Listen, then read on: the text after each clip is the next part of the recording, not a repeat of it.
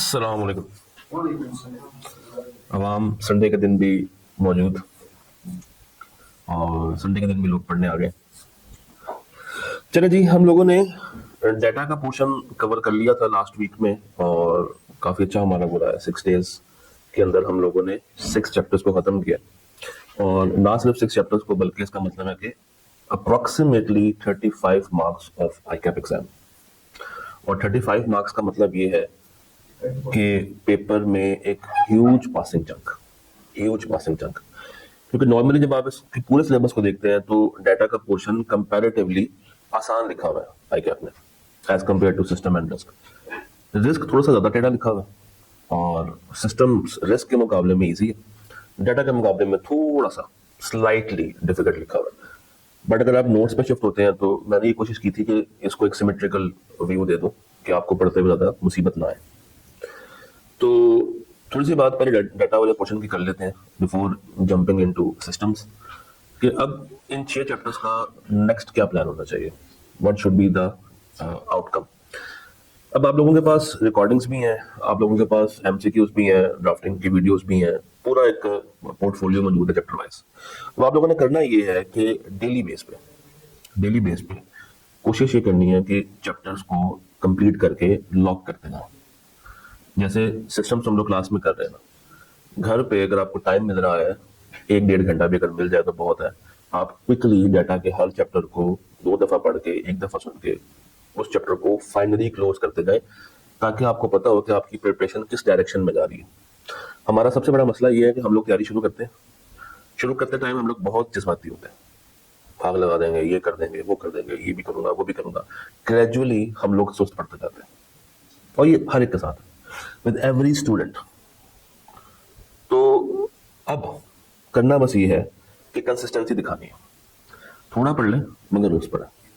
और अभी भी अगर आप अपने आप से सीरियस हो जाए तो ये पेपर कोई इतना मुश्किल पेपर नहीं है इसको पास करना। थोड़ी सी बस आपको सेंस डेवलप करनी है। अगर आप लोगों ने इसका मॉडल पेपर देखा हो तो मॉडल पेपर में भी आपको उसके 36 नंबर मिल जाते हैं, 36 मार्क्स कम नहीं होते और questions pretty much straight forward है। आप लोग भी कर सकते हैं कि डाटा के पोर्शन को 2 हिस्सों में तोड़ दें, पहले 4 चैप्टर्स को अलग कर दें और 5 और 6 को अलग कर दें।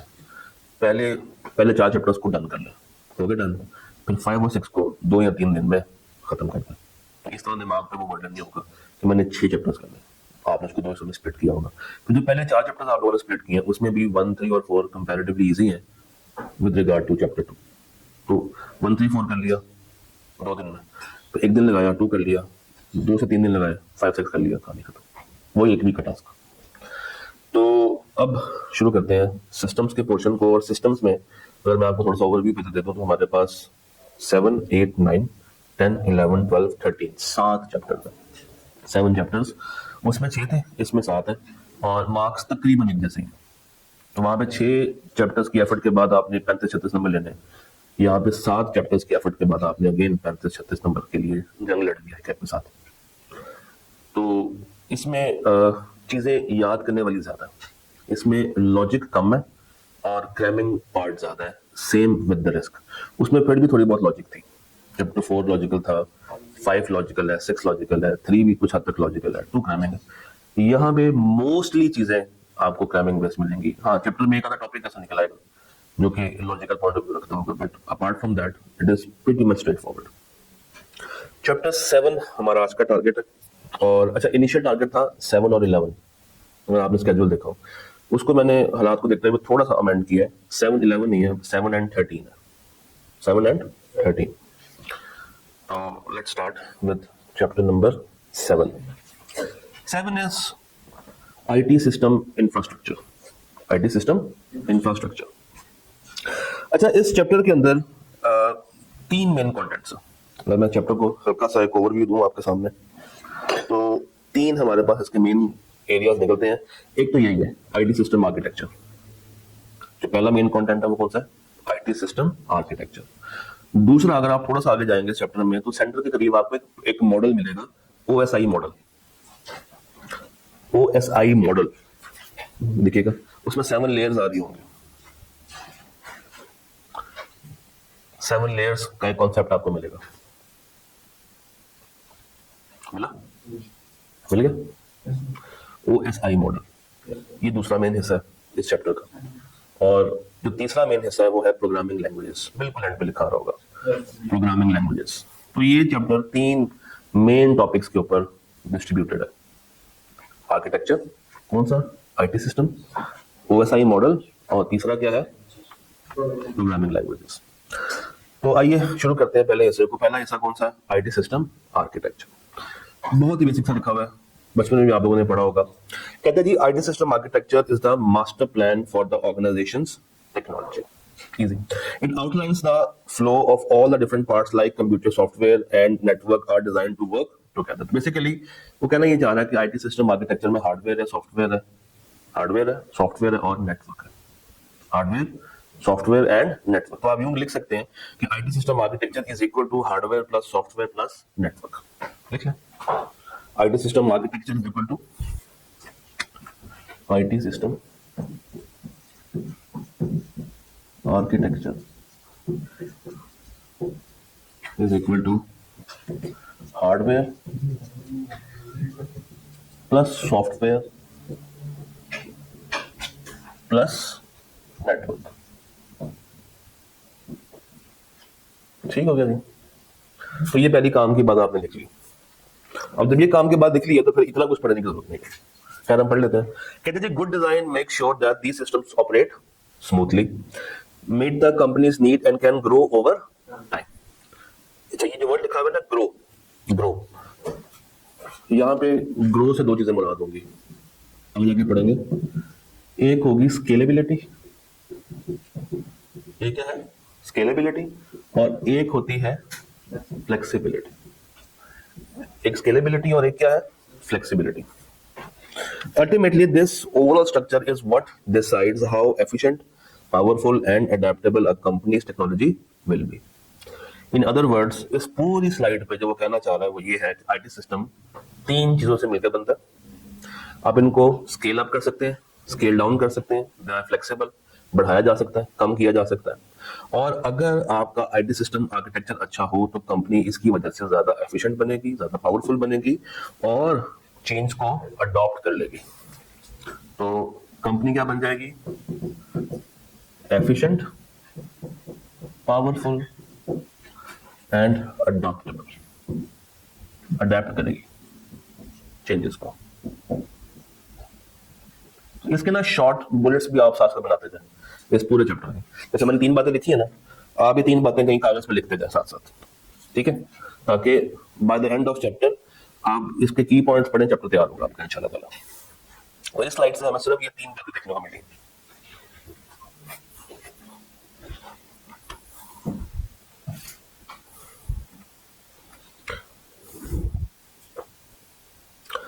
अच्छा, अब वो कहता है hardware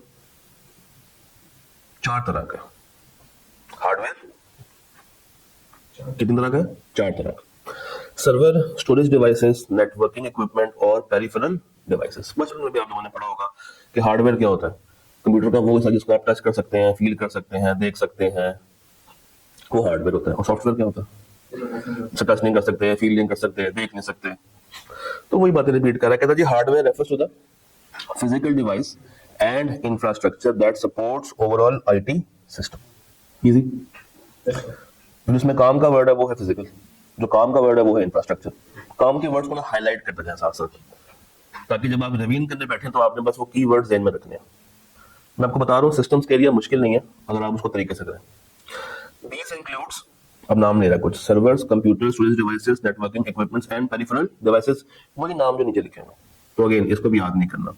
hardware forms the foundation of IT systems providing the necessary resources for software and application to run. कहना ये चाह रहा है कि जब हार्डवेयर नहीं होगा तो क्या सॉफ्टवेयर चल सकता है, एप्लीकेशन चल सकते हैं? नहीं। तो सॉफ्टवेयर और एप्लीकेशंस को रन करने के लिए, इनको प्रोग्राम करने के लिए हमें हार्डवेयर की जरूरत है। इजी, कोई मसला परेशानी? ठीक, नीचे आ जाए। पहला पॉइंट क्या लिखा हुआ है, सर्वर। अब वो एक एक करके चारों को एक्सप्लेन करेगा। सर्वर, पहले आप लोग मुझे बताएं सर्वर क्या होता है। सर्वर क्या होता है, जो जहन में आ, डेफिनेशन उर्दू, अंग्रेजी, पंजाबी, बताओ सर्वर क्या होता है।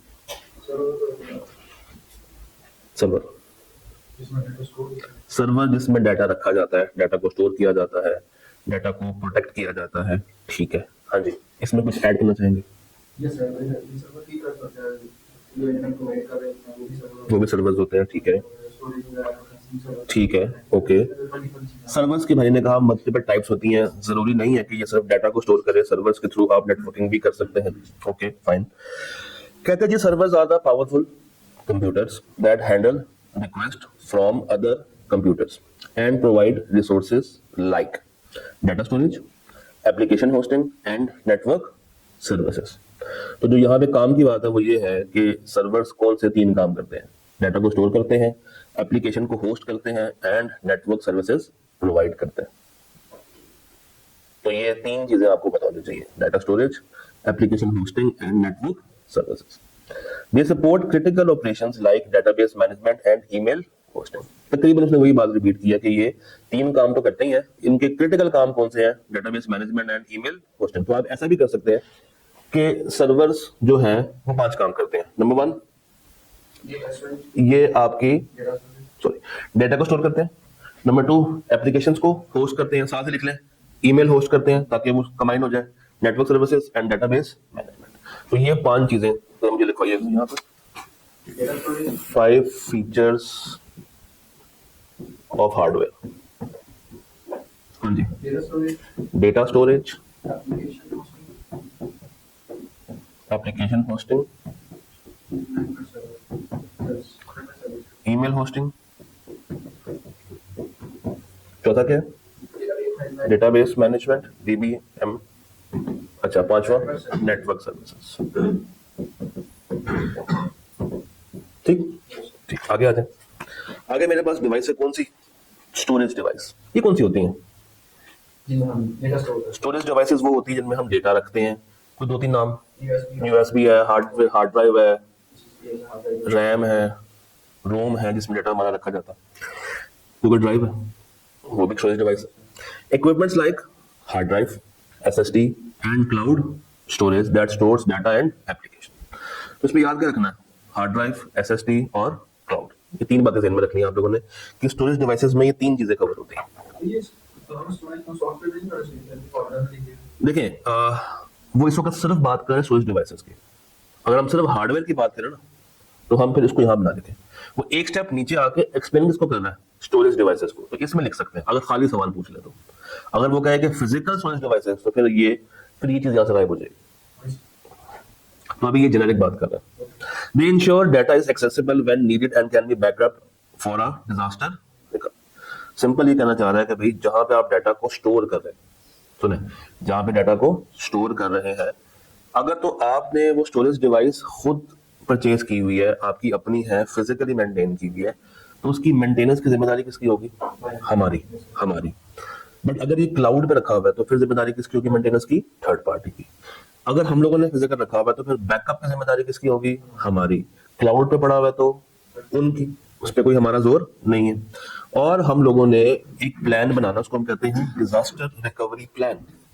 एक वर्ड होता है क्या, डिजास्टर रिकवरी प्लान। ये क्या करता है कि अगर खुदा ना खास्ता डाटा खराब हो जाए, डाटा ब्रीच हो जाए, डाटा एनक्रिप्ट हो जाए, किसी भी तरीके से डाटा में कोई भी परेशानी आ जाए, खराबी आ जाए, तो हम एक ऐसा प्लान क्रिएट करके रखते हैं जिससे हम इस डाटा को वापस से क्या कर सकते हैं, वापस रीस्टोर कर सकते हैं। डाटा को वापस क्या कर सकते हैं, रीस्टोर कर सकते हैं। अच्छा जी, आगे नेटवर्किंग इक्विपमेंट। आप लोगों ने कुछ नाम सुने होंगे एज राउटर्स। राउटर क्या होता है, जैसे इंटरनेट फ्लो होता है। स्विचेस, अच्छा ये राउटर और स्विचेस बेसिकली एक ही चीज है, ये 2 सिनोनिम्स हैं, उसको हम राउटर भी कहते हैं और उसको हम स्विचेस भी कहते हैं। एंड फायरवॉल्स, ये फायरवॉल क्या होती है, जो प्रोटेक्शन प्रोवाइड करती है, डिटेक्ट करती है कि कोई अनऑथराइज्ड बंदा उस नेटवर्क में एंटर ना हो रहा हो।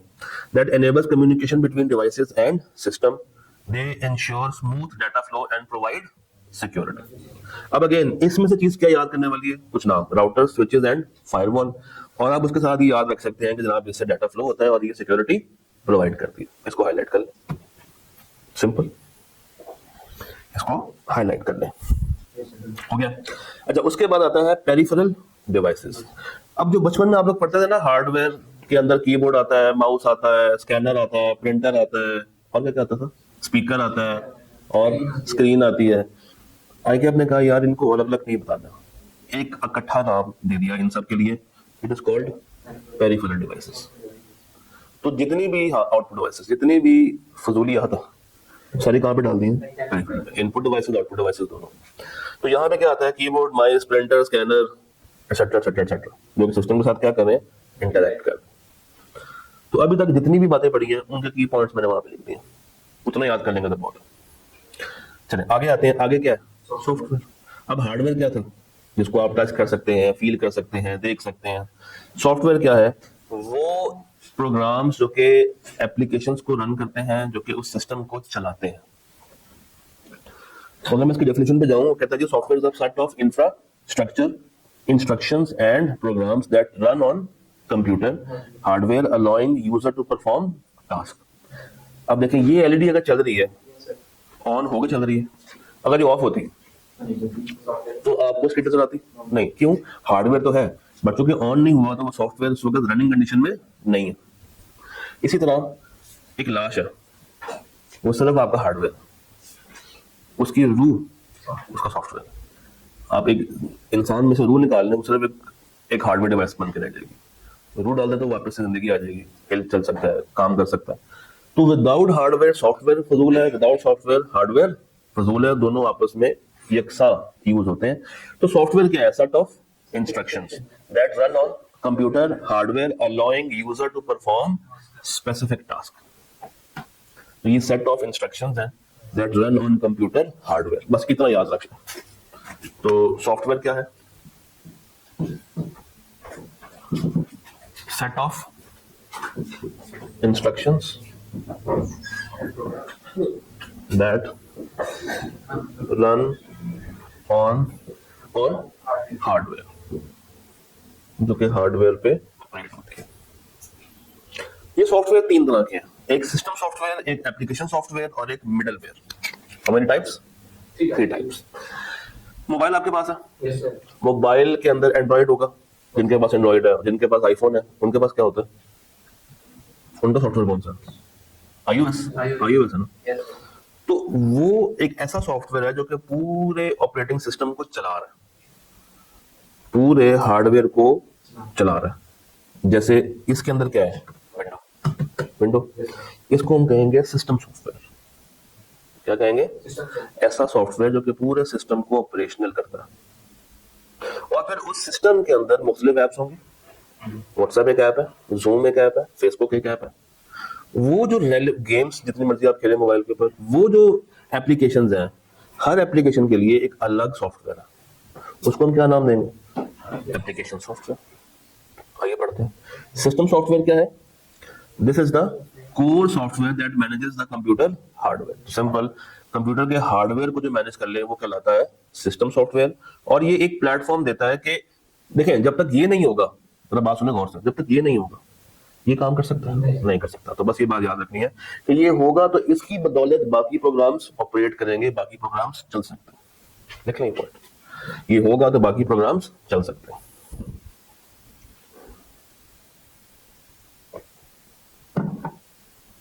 इसमें कुछ एग्जांपल्स दी हुई है, विंडो, लिनक्स, मैक ओएस यानी कि आईओएस, उसके अलावा आप एंड्रॉइड भी लिख सकते हैं। इसका रोल क्या है, बड़ा मजे का पॉइंट लिखा हुआ, ये हार्डवेयर में और यूजर एप्लीकेशन में। देखें आपने मोबाइल लिया, आपने मोबाइल क्यों लिया, क्योंकि आपने सिर्फ व्हाट्सएप यूज करना था। Yes, sir. मोबाइल क्या है, हार्डवेयर। Hardware. व्हाट्सएप क्या है, एप्लीकेशन सॉफ्टवेयर। मोबाइल भी ले लिया इस नियत के साथ कि मैं व्हाट्सएप चलाऊंगा, Yes. मगर बीच में मैंने उसका ओएस इंस्टॉल ही नहीं किया, तो क्या व्हाट्सएप चल सकता है, नहीं चलता। नहीं, क्योंकि एप्लीकेशन को चलाने के लिए मुझे सिस्टम का होना जरूरी है। और सिस्टम किस पर डिपेंड करेगा, हार्डवेयर के ऊपर। तो कहते हैं जी it act as a bridge between the hardware and the application software. It act as a bridge, Right, right. हाँ, like that, handling critical resources like memory, processing power and storage. इसका काम होता है मेमोरी को maintain करना, processing करना, storage करना। तो सिस्टम सॉफ्टवेयर के ये 3-4 काम है, memory handling, processing and storage. और फिर कौन सा आता है, एप्लीकेशन सॉफ्टवेयर। जितने भी सॉफ्टवेयर गेम्स के हैं, कम्युनिकेशंस के हैं, ईआरपीस के हैं, जो जो आपको ऐप स्टोर से मिलता है, कहाँ से मिलता है? ऐप स्टोर से। वो सारा कहाँ पे कवर होता है? Application software. So these are programs जो कि डिजाइन किए जाते हैं for accomplishing a specific task. उनका सिर्फ एक अपना ही काम होता है, वो पूरे सिस्टम की निगरानी नहीं कर रहे होते, वो सिर्फ अपने सॉफ्टवेयर को यूज करने के लिए बने होते हैं।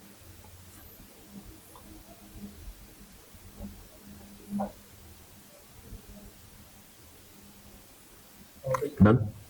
फिर एक तीसरी चीज भी होती है, मिडलवेयर। मिडलवेयर क्या है? ये एक स्पेशल तरह का सॉफ्टवेयर है that act as a translator. इसको हाईलाइट करें। enabling different applications and systems to communicate and share data with each other. मैं आपको एक एग्जांपल देता हूँ। आईफोन के अंदर ब्लूटूथ होता है?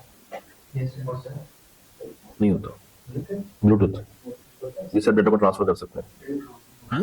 एयर ड्रॉप तो एक अलग चीज है ना, जैसे एंड्रॉइड में ब्लूटूथ होता है, उसमें नहीं होता, ऐसा ही है। तो अगर मुझे एंड्रॉइड से आईफोन में कुछ चीजें भेजनी हो तो मैं कैसे भेज दूंगा? दो, अब जरा गौर कीजिएगा, दो डिफरेंट ऑपरेटिंग सॉफ्टवेयर है, उनको अगर मुझे आपस में जोड़ना हो, एक से दूसरे में डाटा ट्रांसफर करना हो, देखिए एंड्रॉइड टू एंड्रॉइड इजी है। इसी तरह मेरे पास एंड्रॉइड है, मुझे विंडोज में कुछ डाटा ट्रांसफर करना है, या मेरे पास आईफोन है, मुझे विंडोज में कुछ देना है, या मुझे आईफोन से एंड्रॉइड में, एंड्रॉइड से आईफोन में डाटा डालना है, उनको आपस में जोड़ने के लिए मुझे एक तीसरी पार्टी की जरूरत है। वो तीसरी पार्टी कौन है? मिडलवेयर। वो जो आप एयर ड्रॉप कह रहे हैं ना, वो ये है मिडलवेयर। व्हाट्सएप तो दोनों में है ना। मैं कह रहा हूँ डाटा मेरे पास एक मोबाइल में पड़ा हुआ है, मुझे वो डाटा, वो तस्वीरें, वो इमेजेस, वो वीडियोस दूसरी जगह पे डालनी है, और दोनों का ऑपरेटिंग सॉफ्टवेयर फर्क है, दोनों का ओएस क्या है? फर्क है। तो उनको आपस में जोड़ने के लिए मुझे क्या चाहिए? एक मिडलवेयर चाहिए जो कि दोनों ओएस को आपस में ट्रांसलेट कर सके, इसकी बात दूसरे को बता सके, दूसरे की बात पहले वाले को कम्युनिकेट कर सके। तो ये भी ब्रिज है मगर बिटवीन दो सिस्टम सॉफ्टवेयर्स, ये भी ब्रिज है मगर दो सिस्टम सॉफ्टवेयर्स के बीच में।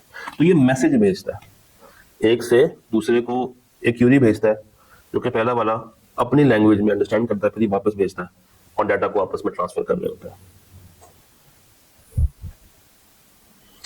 फिर बचपन में पढ़ी हुई मजीद बातें, नेटवर्क्स, लैन वैन याद है? Local area network, wide area network. एक दफा पढ़ लेते हैं जल्दी से। कहता जी network act as a circulatory system. ये कौन सा सिस्टम होता था सर्कुलेटरी? इंसान में कोई एग्जांपल तो देना। ब्लड। तो अब देखिए, हार्डवेयर भी है और सॉफ्टवेयर भी है। मेरे पास मोबाइल भी है, उसमें एंड्रॉइड भी है, उसमें व्हाट्सएप भी है, मगर नेट नहीं है, तो मैं व्हाट्सएप यूज कर सकता हूँ? नहीं। तो जो नेट है, it is acting as a circulatory system. वो एक फ्लो देता है पूरे निजाम को of IT architecture, enabling the flow of data between devices, softwares and users. They connect internet systems like employee workstations with external entities such as customers and partners to facilitate communication, collaboration and data access. क्या कहना चाह रहा है? कहता जी networks का main काम है एक डिवाइस को दूसरी डिवाइस के साथ जोड़ना, एक डिवाइस को दूसरे के साथ कनेक्ट करना, जोड़ना। कंपनीज में क्या होता है कि उन्होंने अपने ईआरपीस को अपने कस्टमर्स और सप्लायर्स के ईआरपी के साथ इंटीग्रेट किया होता है। कैसे? ये कंपनी है, ये इसका इन्वेंट्री का मॉड्यूल है, इसका मॉड्यूल है इन्वेंट्री का। यहां पे स्टॉक की क्वांटिटी मेंटेन होती रहती है, और इन्होंने एक फंक्शन क्रिएट किया हुआ है कि जैसे ही स्टॉक की क्वांटिटी लेस देन 50 हो, लेस देन क्या हो? 50, ऑटोमेटिकली एक परचेज ऑर्डर इनिशिएट हो जाए। ऑटोमेटिकली क्या हो? एक परचेज ऑर्डर इनिशिएट हो जाए, बन जाए, और ये परचेज ऑर्डर किसको पहुंच जाएगा? वेंडर को या सप्लायर को। और जब इसके पास ये आ गया परचेज ऑर्डर, तो ये सामान भिजवा देगा किसको? कंपनी को। जब कंपनी को सामान पहुंच गया तो ये क्या हो जाएगी? फिगर अपडेट हो जाएगी। क्या हो जाएगी? अपडेट। अब ऐसा करने के लिए जरूरी ये है कि ये दोनों सेम नेटवर्क्स पे हो, दोनों क्या हो, सेम नेटवर्क पे हो। जब सेम नेटवर्क में नहीं होंगे तो ये फ्लो काम करने में तंगी करेगा। ये एक कंपनी के अंदर विद इन डिपार्टमेंट्स भी ऐसा होता है कि ये सेल्स डिपार्टमेंट है, ये परचेज है, ये इन्वेंट्री है, ये मार्केटिंग है, ये एचआर है। ये सारे डिपार्टमेंट्स आपस में जो एक नेटवर्क से कनेक्टेड है। सेंटर में पड़ा हुआ एक प्रिंटर, हर डिपार्टमेंट को इन्होंने प्रिंटर अलग से नहीं दिया। सस्टेनेबिलिटी तो अगर इन्होंने कोई प्रिंट भेजना हो तो सारे इस मेन प्रिंटर को ही प्रिंट भेजते हैं, और ये मेन प्रिंटर इन सब के साथ क्या है, जुड़ा हुआ है, फ्रॉम अ सिंगल नेटवर्क। तो इसलिए लिखा हुआ है कि ये यूज होता है, they connect internal systems like employ work station, sales का वर्क स्टेशन अलग होगा, परचेज का अलग होगा, विद एक्सटर्नल एंटिटी, बाहर की third party such as customers and other partners like suppliers, vendors, और ये उनके दरमियान कम्युनिकेशन में हेल्प करती है। अब इनका साइंस फर्क हो सकता है, जैसे ये कौन सा है, लोकल एरिया नेटवर्क, ये पढ़ते हैं। ये से क्या होता था, कुछ याद है? छोटे लेवल को या दो एंटिटीज जिनका आपस में फासला कम है उनको आपस में जोड़ना। कहते थे the network that connects with in a limited area. पे लिमिटेड के वर्ड को हाईलाइट कर लें, तो एल से लोकल और एल से लिमिटेड। लाइक एन ऑफिस और building enabling fast and secure internal communication. For example, a corporate internet allows employee to securely access shared files and applications. कैसे? तो एसबीआई ने तमाम मैनेजर्स के साथ और आईटी वालों के साथ एक सिंगल फोल्डर शेयर किया कि आपने जो भी आईटी वालों को चीजें देनी है आप इस फोल्डर में डाल दें, तो आईटी वालों को बार बार भाग के आके यूएसबी देने की जरूरत आपको नहीं है। आपने जो कुछ पहुंचाना है उनको या उन्होंने जो कुछ देना है आपको, वो सारा का सारा एक फोल्डर मेंटेन हुआ है, और उस एक फोल्डर के अंदर हर यूजर का अलग अलग फोल्डर बना हुआ है। एक मेन फोल्डर है जो कि कनेक्ट है, उसमें हर यूजर का क्या है, अलग अलग फोल्डर, और हर एक ने अपने फोल्डर के ऊपर अपना पासवर्ड लगाया हुआ है ताकि कोई किसी की चीज देख भी ना सके। फिर दूसरा क्या है, वाइड एरिया नेटवर्क। अब वो था लिमिटेड एरिया के लिए, ये किसके लिए होगा, वाइड एरिया के लिए, ज्यादा फैले हुए एरिया के लिए होगा। तो अगर आपने लार्ज ज्योग्राफिकल एरिया को कवर करना है, मल्टीपल ऑफिस लोकेशंस को कवर करना है, मल्टीपल सिटीज, मल्टीपल कंट्रीज को अगर आपने कवर करना है, तो उसके लिए आप क्या यूज करते हैं, वाइड एरिया नेटवर्क। भाई एसबीआई के 2 कैंपसेस हैं, एक इधर और एक बैक साइड पे। फासला कम ज्यादा कम, हम क्या यूज करेंगे, एसबीआई लाहौर और एसबीआई इस्लामाबाद, ये फर्क है। फिर इंटरनेट, अब मेरा नहीं ख्याल कि ये डेफिनेशन पढ़नी भी चाहिए, पढ़ लेते हैं। The global public network that connects millions of devices worldwide. It allows organizations to access cloud services, communicate with customers, operate on a global scale. जितने भी ई-कॉमर्स प्लेटफॉर्म है वो सारी की सारी किसकी मोहताज है, इंटरनेट होगा तो वो चल सकती है, इंटरनेट नहीं होगा तो वो नहीं चलेंगे। जैसे यंगो है, एंड्रॉइड, अब जब तक इंटरनेट चल रहा है सड़क पे चलती रहेंगी। जैसे इंटरनेट बंद हुआ, अब इनके पास हार्डवेयर भी है, सॉफ्टवेयर भी है, मगर एक सर्कुलेटरी निजाम मौजूद नहीं है, तो वो गाड़ियां वहीं पे जम जाएंगी। फिर आता है स्टोरेज। क्या, स्टोरेज। अब स्टोरेज भी 2 तरह की है, एक है लोकल स्टोरेज और एक है सेंट्रलाइज स्टोरेज। लोकल वो है जो कि आप अपने हार्डवेयर पे, अपने सिस्टम पे खुद से मेंटेन कर रहे हैं, और सेंट्रलाइज क्या है कि आप एक नेटवर्क के ऊपर जाकर स्टोर कर रहे हैं जिसको हर कोई एक्सेस कर सकता है।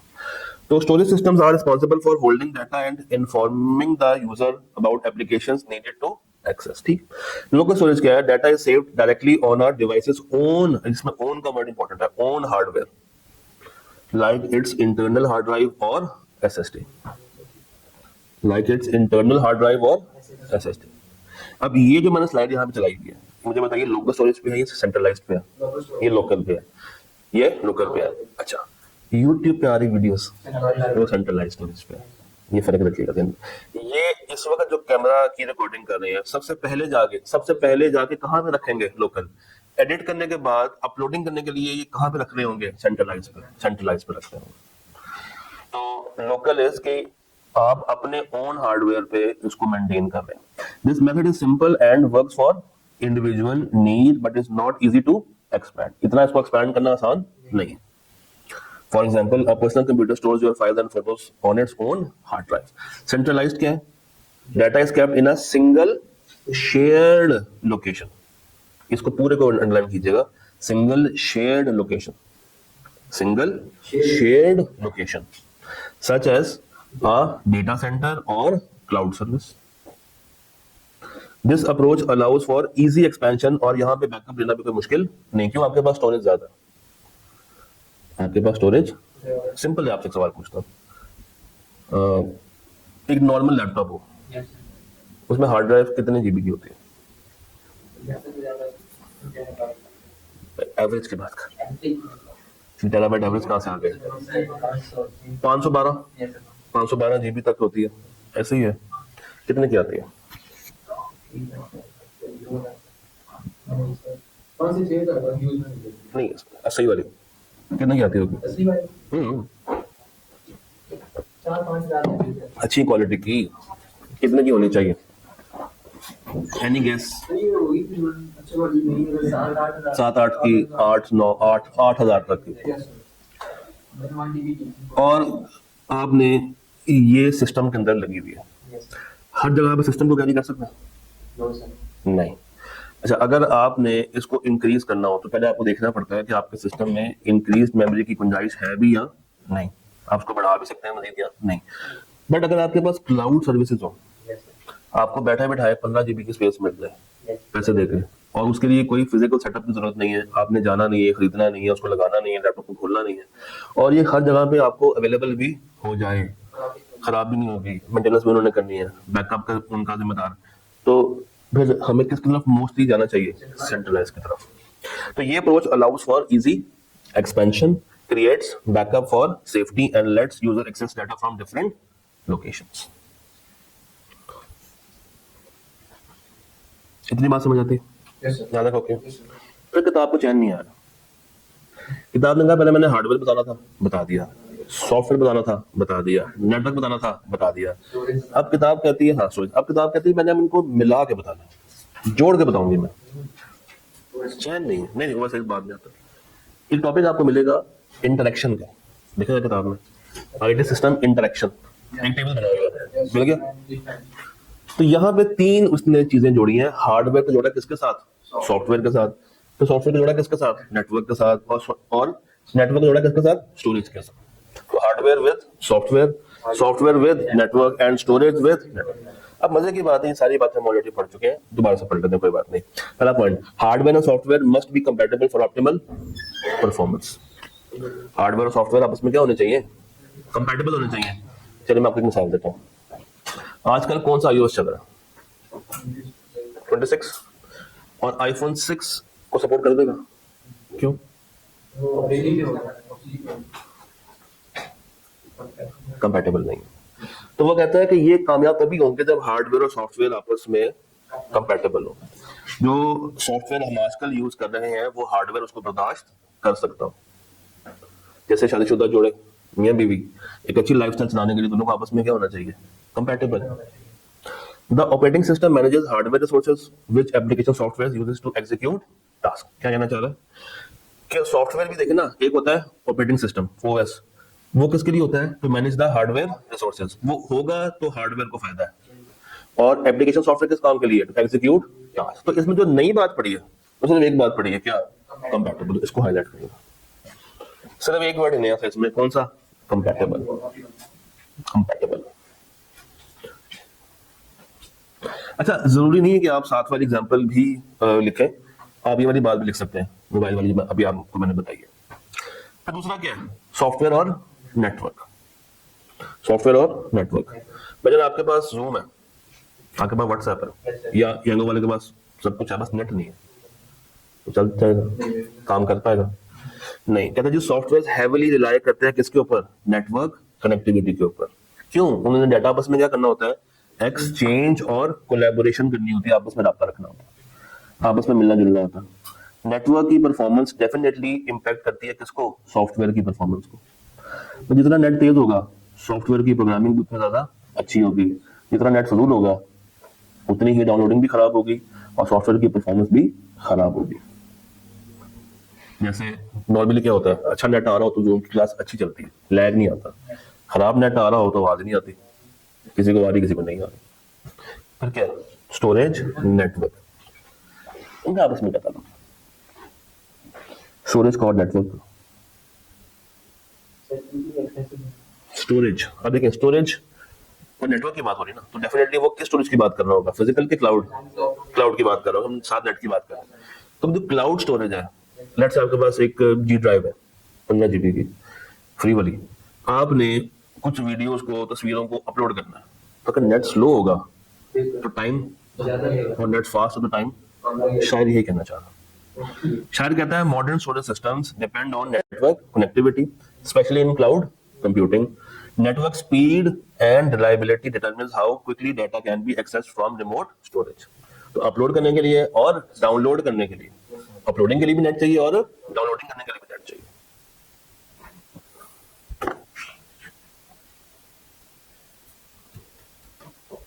डन यहाँ तक? ओके। अब दो वर्ड्स हैं, एक है स्केलेबिलिटी और एक है फ्लेक्सिबिलिटी। इन दोनों में फर्क लिखना, मैं लिखवाता हूँ पहले तो मैं इन दोनों में डिफरेंस लिखें। What is scalability and what is flexibility? Scalability में हम ऐसे लिखे उर्दू में, स्केलेबिलिटी में हम नए रिसोर्सेज को ऐड करते हैं। स्केलेबिलिटी में हम नए रिसोर्सेज को ऐड करते हैं।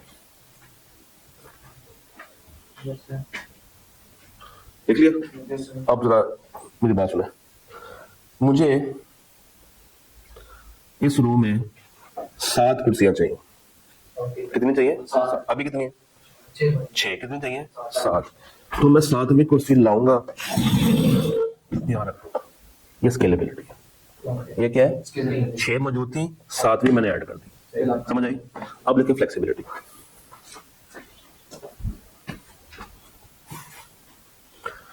इसमें हम एग्जिस्टिंग या मौजूदा रिसोर्सेज की कैपेसिटी बढ़ा देते हैं। मौजूदा रिसोर्सेज की क्या बढ़ा देते हैं? कैपेसिटी बढ़ा देते हैं।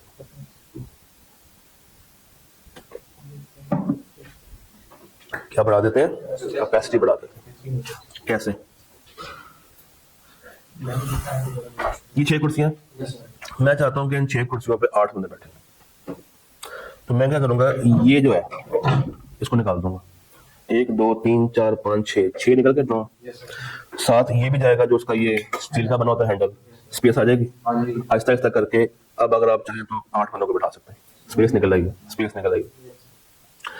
आपके पास 512 GB की स्पेस है, आप उसको 1 TB पे लेके जाना चाहते हैं। 2 ऑप्शन है, या तो 1 TB खरीद लें या 512 को एक्सटेंड कर दें, या 1 TB मार्केट से नहीं ले आए, या देखो ना 1 TB मार्केट से नहीं पकड़ के ले आए, या उसी 512 को डबल करके कितना कर दें? 1 TB कर दें। तो अगर मैं बाहर से लेकर आऊंगा तो क्या? स्केलेबिलिटी। उसी को एक्सटेंड करूंगा तो क्या? हाँ, हो जाती है। उसमें कार्ड लगा होता है, कार्ड चेंज करना होता है बस। ये बात समझ आई? अब 2 और वर्ड्स हैं, एक है हॉरिजॉन्टल स्केलिंग और एक है वर्टिकल स्केलिंग। लिखें जहां पे आपने स्केलेबिलिटी लिखा है ना, क्या लिखा है? स्केलेबिलिटी। उसका आगे, उसके साथ लिखें इसका दूसरा नाम हॉरिजॉन्टल स्केलिंग है। इसका दूसरा नाम क्या है? Horizontal scaling. इसका दूसरा नाम हॉरिजॉन्टल स्केलिंग है। लिख लिया? अब जहां पे लिखा था फ्लेक्सिबिलिटी, उसके आगे लिखिए इसका दूसरा नाम वर्टिकल स्केलिंग है। किताब ने खैर छोड़े, क्या कहूँ, इसका दूसरा नाम वर्टिकल स्केल। लिख लिया? अपने सामने देखें, उसको डिफाइन करें। एडिंग मोर मशीन्स और servers to distribute the workload.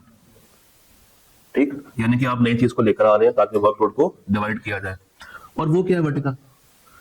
Adding more resources to an existing, तो वो फ्लेक्सिबिलिटी बन जाती है कि आपके पास एक चीज एग्जिस्ट करती है, आप उसमें मजीद ऐड कर रहे हैं।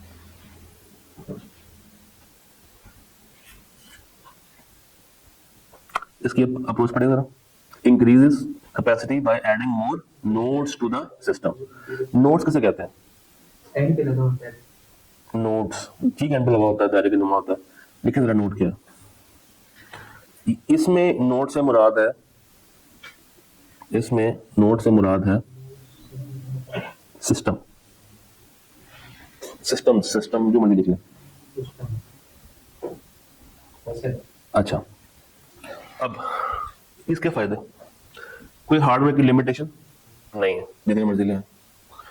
हाई फॉल्ट टॉलरेंस, जितने ज्यादा डिवाइसेस होंगी खराबी के चांसेस उतने ही ज्यादा होगा, जितनी ज्यादा मशीनरी उतनी खराबी के चांस ज्यादा। आइडियल फॉर डिस्ट्रीब्यूटेड कंप्यूटिंग, आप वर्कलोड को डिस्ट्रीब्यूट कर सकते हैं, डिवाइड कर सकते हैं।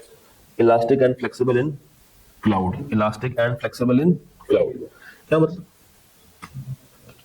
एक जीमेल के ऊपर कितनी स्टोरेज आती है बाय डिफॉल्ट? 15 या 5? 15 की होती है बाय डिफॉल्ट, 15 की होती है। क्या जीमेल में बनाने के पैसे लगते हैं? नहीं। क्या एक बंदे की सिर्फ एक ही जीमेल होती है? जितनी बनाते जाएंगे 15 15 15 15 ऐड होती जाएगी, मगर क्या ये आपस में जुड़ी हुई है? नहीं, सेपरेट है। फिर आपने उनको बढ़ा दिया, जिस तरह ये कुर्सी अलग है, ये अलग है, ये अलग है और ये अलग है, आपस में जुड़ी भी तो नहीं है। तो ये है हॉरिजॉन्टल स्केलिंग। इधर आ जाए, जब आप वर्टिकल पे आते हैं तो इसमें एग्जिस्टिंग सर्वर तो मौजूद था, उसके अंदर आप चीजों को ऐड अप कर रहे हैं, तो ये करना इतना मुश्किल नहीं, क्योंकि आपके पास एक मेन सर्वर मौजूद है। इसमें डिपेंडेंसी इतनी ज्यादा नहीं है, इसमें डिपेंडेंसी इतनी ज्यादा नहीं है, and it's ideal for applications not designed for distribution. वो डिस्ट्रीब्यूशन वर्कलोड को डिवाइड करना, काम को डिवाइड करना। अच्छा, अब जो एक के एडवांटेजेस हैं वो दूसरे के क्या होंगे और लिमिटेशंस, तो दोबारा याद करने की जरूरत नहीं है। और आपने एक चीज को याद कर ली है तो उसी को आप उसका लिमिटेशन उल्टा के बना सकते हैं।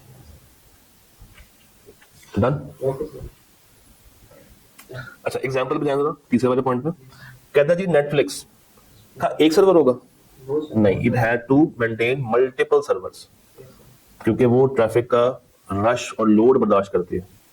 बट नॉर्मली एक कॉलेज में या किसी बैंक में या किसी भी और कंपनी के अंदर जिसपे हमने सर्वर्स पे काम करना है, लैपटॉप्स पे काम करना है, तो हमें ज्यादा तकलीफ कब होगी? जब ज्यादा बड़े सिस्टम्स को बाय करेंगे। एग्जिस्टिंग को इंप्रूव करने में ज्यादा कॉस्ट नहीं आता। तो ये नॉर्मली इदारों में यूज होता है वर्टिकल स्केलिंग, और ये नॉर्मली वहां पे यूज होता है जहां पे ज्यादा ट्रैफिक हो, ज्यादा रश हो और आपने वर्कलोड को डिवाइड करना हो। वर्कलोड को क्या करना हो? डिवाइड करना हो।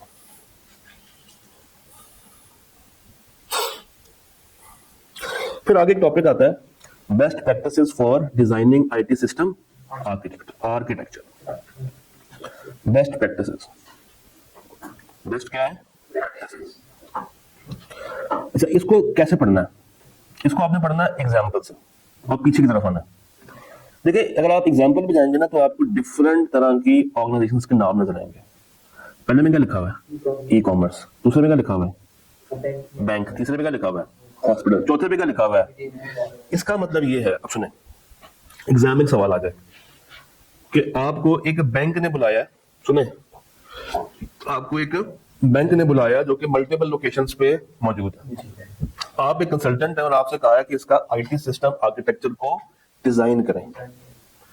तो आप बताएं उसको आप कैसे डिजाइन करेंगे, उसको आप कैसे डिजाइन करेंगे? तो फिर आपने सिर्फ और सिर्फ 1, 2 और ये 3 बातें लिखनी होंगी। तो ये उल्टा चलना है, ठीक है। इसी तरह आप कहां पे हैं? हॉस्पिटल। उसके लिए आपको क्या करना होगा? अब इसको पढ़ते हैं। आप हैं एक ई कॉमर्स के ऊपर। कहां पे है? E commerce. ई कॉमर्स क्या होती है? ऑनलाइन। ऑनलाइन। और ये नॉर्मली जो ट्रांजैक्शंस करते हैं वो फिजिकली करते हैं? नहीं, जब ये है ई कॉमर्स तो फिजिकल तो कुछ भी नहीं होगा या बहुत कम होगा। तो इसका मतलब है कि यहाँ पे आपको मॉड्यूलर डिजाइन लगाना है। क्या लगाना है? मॉड्यूलर डिजाइन लगाना। क्यों? अच्छा, अब अगेन किताब ने इसको मजीद एक्सप्लेन नहीं किया, नाम लिख दिया और हल्का सा क्या बता दिया इसका डिस्क्रिप्शन। कहते थे breaking the system into independent functional components. Modular means कि आप एक बड़े सिस्टम को छोटे छोटे फंक्शंस में क्या कर रहे हैं? डिवाइड कर रहे हैं। जैसे फिजिकली होता है कि आपके पास 5 लोग हैं काम करने वाले। कितने लोग हैं? 5। एक बंदे से आप कहेंगे तुमने सेल्स करनी है, एक को कहें तुमने परचेज करनी है, तुमने मार्केटिंग करनी है, तुमने एचआर करना है और तुमने प्रोडक्शन देखनी है। तो हमने 5 को उनके रेलेवेंट काम क्या कर दिए? डिवाइड कर दिए। इसको हम क्या कहते हैं? Modular designing. कि हर बंदे को उसका स्पेसिफिक मॉड्यूल दे दिया। Module also means department. लिख लें, module also means department. Module also means department. Module का क्या मतलब होता है? डिपार्टमेंट। अब इसके बेनिफिट्स क्या है? इजी अपडेट्स, हर बंदा अपने काम के लिए रिस्पॉन्सिबल। अच्छा, जब एक बंदे को एक टास्क दिया तो दूसरे के काम में टांग अड़ाएगा? तो टीम मिलकर काम करेगी। बेटर टीम कोलैबोरेशन, सिंपल है टू मेंटेन, और इसको अपडेट बड़ी आसानी से किया। तो एक बंदा ठीक से काम नहीं कर रहा तो उसको चेंज कर, या पूरे 5 को चेंज करोगे। जो मॉड्यूल ठीक से काम नहीं कर रहा उसका बंदा बदल दो, दैट्स इट। तो आप उसको अपडेट कर सकते हैं बड़ी आसानी के साथ, जिससे बाकी प्रोसेसेस के ऊपर कोई फर्क नहीं आएगा। अच्छा, अब अगर आप कहाँ पे हैं? बैंक में। और आगे लिखा हुआ है कि बैंक यूजेस सर्वर्स इन मल्टीपल लोकेशंस। अगर एक फेल हो जाए तो ट्रैफिक दूसरे पे शिफ्ट कर दी जाती है विदाउट इंटरप्शन। अब इसमें रिडंडेंसी एंड फेल ओवर, क्या लिखा हुआ है? Redundancy and fail over. अच्छा, बैंक्स जैसे इदारों में सबसे जरूरी ये है कि आप क्या रखें? उसका बैकअप। क्योंकि अगर आपके पास बैकअप नहीं होगा, खुदा ना खास्ता सर्वर खराब हो जाए, तो फिर कस्टमर्स का डाटा लूज हो जाएगा, बैंक की सर्विसेज गिर जाएंगी, डाउन टाइम आ जाएगा। उससे बैंक को फाइनेंशियल लॉस भी होगा, रेपुटेशनल लॉस भी होगा, ऑपरेशनल लॉस भी होगा, और शायद बैंक की गोइंग कंसर्न भी खत्म हो जाए। तो इस फेलियर को ऑटोमेटिकली कवर अप करने के लिए इनको क्या रखने हैं? Backups and disaster recovery plans. Backups and disaster recovery plan, ये लिखा हुआ है। तो there should be high availability of those disaster recovery plans. और ये ऐसा इदारा है जिसको हर वक्त क्या करनी है? अपने ऑपरेशंस को क्या रखना है? कंटिन्यू। ये बंद नहीं कर सकता। ये एक रिटेल की शॉप नहीं है कि वो दुकान बंद करके घर चला जाए। आपको सुबह 6 बजे भी पेमेंट कर सकते हैं, रात 2 बजे भी कर सकते हैं, दोपहर 4 बजे भी कर सकते हैं। तो ये ऐसा इदारा है जो कि मोस्टली ऑनलाइन तरीके से काम करता है। इनके पास बैकअप्स होने चाहिए, और ये हर वक्त क्या होने चाहिए? ऑपरेशनल होने चाहिए। ई कॉमर्स बेसिकली रिटेल है।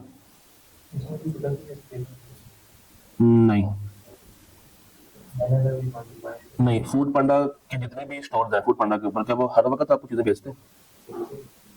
रात 1-2 बजे के बाद कुछ होते हैं ना। मैं तो पूरे निजाम की बात कर रहा हूँ। जैसे बैंक का पूरा निजाम वो हर वक्त 24/7 चल रहा है, चाहे कोई भी बैंक हो। हाँ, ऑनलाइन तो होता है ना मेरी जान, ऑनलाइन तो चल रहा है ना। अभी हम किसकी बात कर रहे हैं? हम बैंक्स की बात कर रहे हैं, मगर किसके पॉइंट ऑफ व्यू से कर रहे हैं? ऑनलाइन के हिसाब से बात कर रहे हैं। अच्छा, उसके बाद क्या है? हॉस्पिटल। उसके बाद क्या है?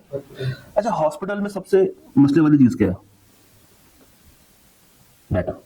सेम बैंक में भी क्या था? डाटा। वहां पे कस्टमर का था, यहाँ पे किसका होगा? पेशेंट्स का।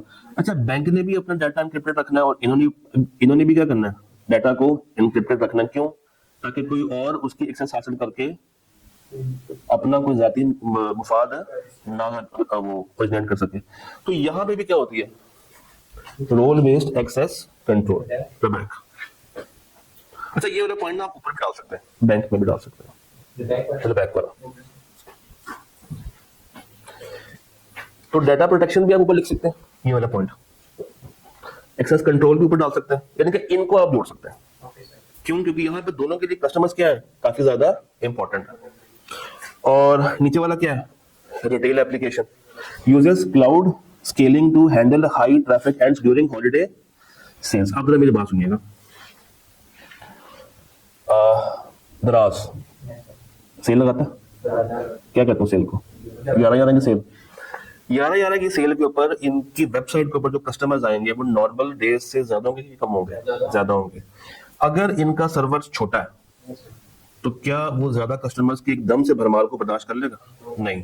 तो उसके लिए वक्ती तौर पे, परमानेंट नहीं, वक्ती तौर पे इनको स्केल अप करना पड़ेगा। और जब ये रश खत्म होगा, पीक पीरियड खत्म होगा, तो फिर उसको वापस से स्केल डाउन करना होगा। सेम अगर मैं एक और मिसाल दूं, बना के देता हूँ। एसबीआई की बात कर लेते हैं। अज्यूम करेंगे ये रिकॉर्डिंग्स यूट्यूब पे नहीं हो रही अपलोड, ठीक है? ये रिकॉर्डिंग्स एसबीआई के अपने एलएमएसएस पे जा रही हैं, और उसकी एक्सेस उन्होंने हर बच्चे को दी हुई है। ओके, अब ड्यूरिंग नॉर्मल क्लासेस तो हमें पता नहीं कि कितने बच्चों ने एक्सेस सुननी है, तो वो तो एक लिमिटेड नंबर होगा। बट रिवीजन्स के टाइम पे, क्रैश के टाइम पे तो पूरा पाकिस्तान सुन रहा होता है बैठ के। तो उस ट्रैफिक को ओवरकम करने के लिए हमें वक्ती तौर पे 1-1.5 महीना अपने सर्वर्स को क्या करना होगा? ऊपर लेके जाना होगा, स्केल अप करना होगा। और जब एग्जाम हो रहे होंगे तो वापस से नीचे स्केल डाउन करना होगा। सवाल ये है कि हम स्केल अप स्केल डाउन क्यों कर रहे हैं? इसको फ्लेक्सिबिलिटी पे क्यों लेके चला जाता है? दो वर्ड्स है ना, स्केलेबिलिटी और फ्लेक्सिबिलिटी। अब स्केल अप स्केल डाउन क्यों कर रहे हैं, why not going towards flexibility? Sir जो फ्लेक्सिबिलिटी होती है उसकी कुछ लिमिट होती है। अब जैसे कि हम एक टीवी का चला गया है नहीं। तो हम टीवी को ले जा सकते हैं, बट मुझे भी ज्यादा लगता है कि नहीं नहीं नहीं नहीं नहीं नहीं नहीं नहीं, कोई और? सर फ्लेक्सिबिलिटी में आप देखते हैं मतलब हाँ, एक वर्ड का आंसर है, एक वर्ड का आंसर है।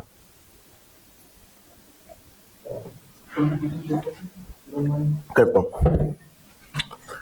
इस रो में 8 बच्चों ने बैठना, 6 कुर्सियां पड़ेंगी। स्केलेबिलिटी क्या है, 2 कुर्सियां ला के रख दो, 8 पूरे हो गए। 8 बच्चे क्यों बैठ रहे हैं, रिवीजन है। नॉर्मली कितने आते हैं, 6। रिवीजन खत्म हो गई, वो 6 आ जाएंगे, 2 कुर्सियां बाहर रख दूंगा। ये स्केलेबिलिटी, लाके रखी, स्केल अप, ले गया स्केल डाउन। ओके। फ्लेक्सिबिलिटी क्या थी, हैंडल छोड़ दिए, इनको आपस में जोड़ दिया, जगह बन गई। तो कहना ये चाह रहा हूं कि why scalability, why not flexibility? Sir ये इसलिए क्योंकि जो फ्लेक्सिबिलिटी है वो परमानेंट हाँ, फ्लेक्सिबिलिटी परमानेंट है, स्केलेबिलिटी टेम्परेरी। एक टेम्परेरी और एक क्या है, परमानेंट। ये फर्क था। डन, चले आगे। तो स्केलेबिलिटी हैंडल्स ट्रैफिक ग्रोथ। और अगर हमें पता हो कि अब से ऑनवर्ड्स एनरोलमेंट ही 8 बच्चों की हो गई है, तो फिर मैं 2 को ऐड नहीं करूंगा, फिर मैं उनको आपस में एक बड़ा बेंच सा बना दूंगा, और बेंच बनाने से 8 की जगह पे 9 लोग आके बैठ जाएंगे। हमारा पहला टास्क खत्म हुआ, जो क्या था, आईटी सिस्टम आर्किटेक्चर। ब्रेक के बाद मिलते हैं फॉर प्रोग्रामिंग लैंग्वेजेस।